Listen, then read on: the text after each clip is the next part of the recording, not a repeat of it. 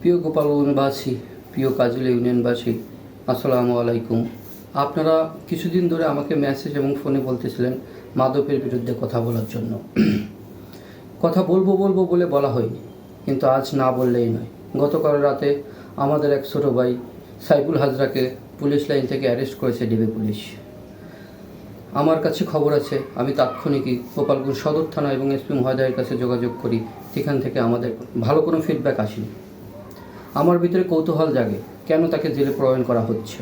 আমি বিষয়টি যখন খুঁটিয়ে দেখি, বিগত 10 দিন আগে সে একটি মাদকের বিরুদ্ধে প্রতিবাদ করেছিল এবং গণমিছিল করেছিল টুপুরিয়া ব্রিজের উপরে।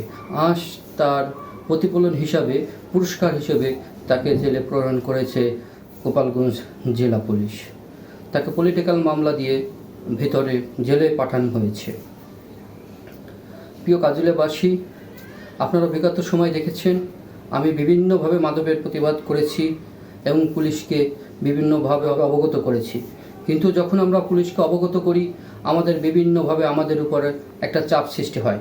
আর যারা মাদক ব্যবসা করে তাদের একটা বড় হাত, কালো হাত আছে, যে হাতের মাধ্যমে পুলিশের চোখে কালো পর্দা বেঁধে রাখে। আপনারা সচেতন হন, প্রিয় অভিভাবকবাসী, আপনারা সচেতন হন।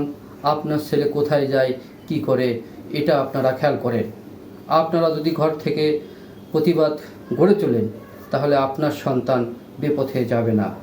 প্রিয় যুবক ভাইরা, আপনাদের প্রতি আমার বিনীত অনুরোধ, আপনারা মাদক থেকে সরে আসুন, সুন্দর ইউনিয়ন উপহার দিন।